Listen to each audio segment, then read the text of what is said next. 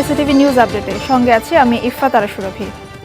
রাজধানীর বাড্ডায় দুর্বৃত্তদের গুলিতে ওয়ার্ড আওয়ামী লীগ নেতাসহ ৩ জন নিহত হয়েছেন।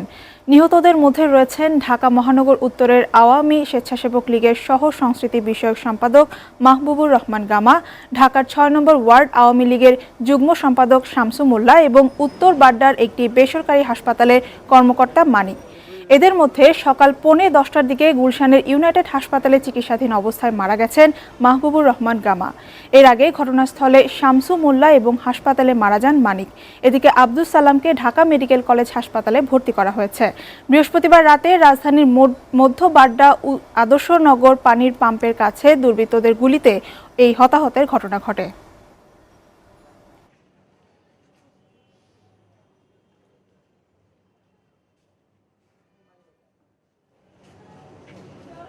থানা পুলিশ, ডিবি, র্যাব সকলে মিলে আমরা যৌথভাবে কাজ করছি।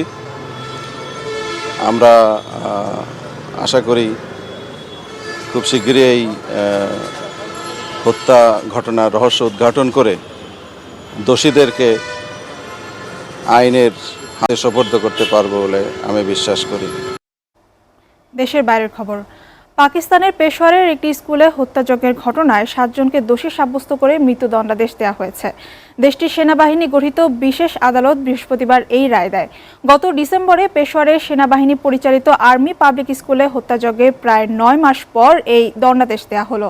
ওই মামলায় নিহত হয় আর্মি পাবলিক স্কুলের 132 শিক্ষার্থী সহ 141 জন। বর্বর এই হত্যাযজ্ঞের পরপরই জড়িতদের বিচারের মুখোমুখি করতে বিশেষ আদালত স্থাপন করে দেশটির সেনাবাহিনী। दहशतगर्द हजरत अली एपीएस हमले के अलावा 23 लेवी एहलकारों के कत्ल।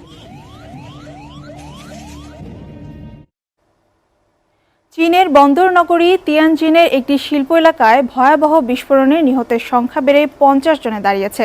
বিস্ফোরণস্থলে সামরিক বাহিনীর 200 সদস্যের একটি রাসায়নিক বিশেষজ্ঞ দল কাজ করছে। বৃহস্পতিবার রাতে ঘটনাস্থলের আশপাশের এলাকা থেকে অন্তত 6000 মানুষকে অস্থায়ী ক্যাম্পে নেওয়া হয়েছে। বিস্ফোরণের কারণ এখনও জানা যায়নি। বুধবার রাতে তিয়ানজিন বন্দরের কাছে রাসায়নিকের একটি গুদামে পরপর 2টি বিস্ফোরণ হয়। এতে কয়েক কিলোমিটার এলাকা কেঁপে ওঠে, পুড়ে যায় কয়েক হাজার গাড়ি, ক্ষতিগ্রস্ত হয় অনেক ভবন। এছাড়া আহত হয় 7 শতাধিক। এদের মধ্যে এখনও 71 জনের অবস্থা আশঙ্কাজনক।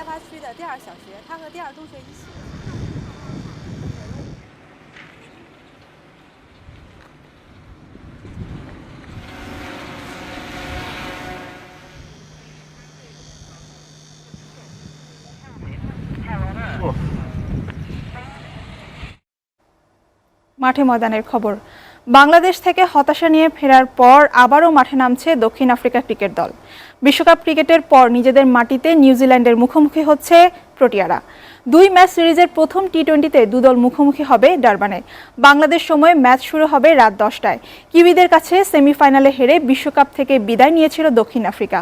ভিন্ন ফরম্যাট হলেও ম্যাচটি প্রোটিয়াদের জন্য সেই হারের প্রতিশোধের মিশনও বলা যায়। 2016 টি20 বিশ্বকাপকে পরিকল্পনায় রেখে দুদলই সিরিজটিকে নিয়েছে প্রস্তুতির অংশ হিসেবে। ডি ভিলিয়ার্স এবং হাসি মামলা সহ বেশ কয়েকজন দলে ফেরায় ব্যাটিং লাইন শক্তিশালী হয়েছে স্বাগতিকদের। এছাড়া পেস বোলিং আক্রমণ দিয়েই প্রতিপক্ষকে ঘায়েল করার পরিকল্পনা ডু প্লেসিসদের। অন্যদিকে বিশ্বকাপের পর অভিজ্ঞ ক্রিকেটারদের ছাড়াই মাঠে নামছে New Zealand. Kiwi batsman Grant Elliott জানিয়েছেন, দক্ষিণ আফ্রিকাকে তাদের মাটিতে হারানো খুব একটা সহজ হবে না।